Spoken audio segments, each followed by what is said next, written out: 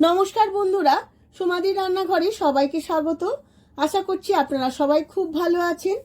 আজ আমি নিয়ে চলে এসেছি সম্পূর্ণ নিরামিষ একটি রেসিপি, নারকেল ও ছোলা দিয়ে কচুর শাক। যে কোনো নিরামিষ দিনে বা যারা ভেজিটেরিয়ান আছেন তাদের কথা মাথায় রেখে কম সময়ে সামান্য কিছু উপকরণে বানিয়ে শেয়ার করব। তার জন্য সম্পূর্ণ ভিডিওটি প্রথম থেকে শেষ পর্যন্ত দেখতে হবে।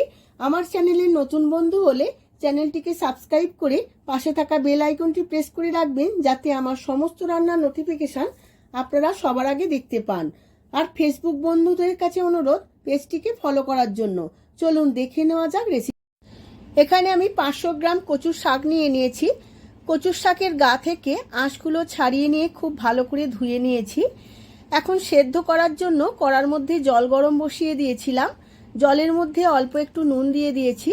এবার সমস্ত কচুর শাকগুলো এই জলের মধ্যে দিয়ে আমি 10 মিনিট সেদ্ধ করে নেব।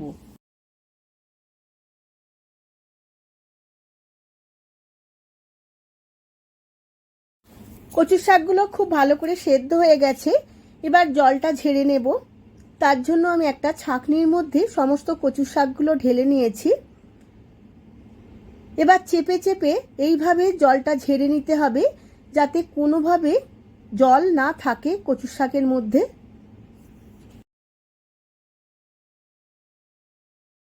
কড়ার মধ্যে 4 চামচ সর্ষের তেল দিয়ে দিয়েছিলাম। তেলটা গরম হয়ে গেছে। এবার এর মধ্যে দিয়ে দেব 2টো তেজপাতা, 2টো শুকনো লঙ্কা আর হাফ চামচ কালো জিরে। ফোড়নটা খুব ভালো করে ভাজা হয়ে গেছে। এখন দিয়ে দেব আদা জিরে বাটা 1 চামচ। অল্প একটু নুন দিয়ে দেব, যাতে ভাজতে ভাজতে আদা জিরে গায়ে ছিটকে না আসে বা বাইরে বেরিয়ে না যায়।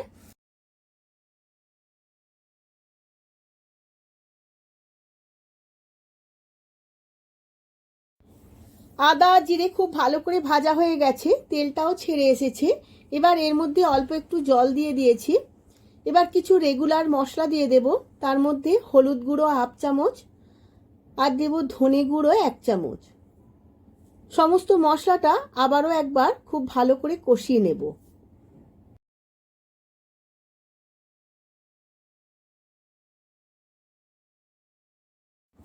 সমস্ত মশলাটা 2 থেকে 3 মিনিট খুব ভালো করে কষিয়ে নিয়েছি। এখন এর মধ্যে দিয়ে দেব 1 মালা নারকেলের কুড়ো। নারকেলটা মশলার সাথে খুব ভালো করে কষিয়ে নেব। যত বেশি কষানো যাবে রেসিপির টেস্ট ততই বাড়বে। নারকেলটা খুব ভালো করে ভাজা হয়ে গেছে। এবার দিয়ে দেব সেদ্ধ করে রাখা ছোলা 1 বাটি। ছোলা আর নারকেল মশলার সাথে খুব ভালো করে কষিয়ে নেব 2-1 মিনিট। এবার দিয়ে দেব স্বাদ মতো চিনি। আমি চিনিটা এখানে একটু বেশিই দিয়েছি, কারণ নারকেল আর ছোলা দিয়ে কচুর শাক খেলে একটু মিষ্টি মিষ্টি ভালো লাগে। এবার দিয়ে দেব সেদ্ধ করে রাখা কচুর শাক। কচুর শাক সমস্ত মশলার সাথে 5 থেকে 7 মিনিট খুব ভালো করে নেড়ে শুকনো করে নিতে হবে অবশিষ্ট জলটা। এইভাবে কড়ার মধ্যে খুব ভালো করে খুন্তিতে করে ঘেটে ঘেটে দিতে হবে, যাতে মশলার সাথে কচুর শাকটা খুব মসৃণভাবে মিশে যায়। এই সময় দিয়ে দেব স্বাদ মতো নুন। নুন দিয়েও আমি সমস্ত মশলাটার সাথে খুব ভালো করে মিশিয়ে নেব। এখন দেব 4টে চেরা কাঁচা লঙ্কা। এইভাবে আমি নাড়তে থাকবো আরও 2-1 মিনিট।